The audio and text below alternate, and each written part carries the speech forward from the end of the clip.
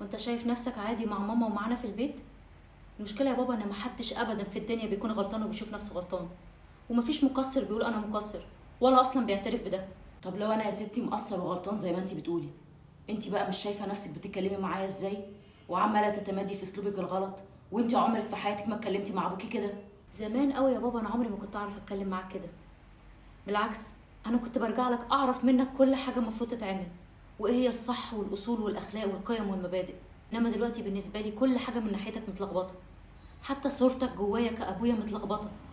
متلخبطه ازاي؟ ليه وهو ايه اللي اختلف اصلا؟ مش قادره تاني اتخيل نفسي ما باخدش قرار غير لما ارجع لك، او لما افهم وجهه نظرك واطمن منك ان انا صح. صدقيني انا كمان متلخبط وحاسس اني متغير، بس مش بسببها تماما. على فكره يا بابا، البنت اللي دخلت في حياتك دي مش خليتك انت بس متغير عن زمان، لا هي هتغيرني انا 180 درجه من ناحيتك عن زمان. حتى مشاعر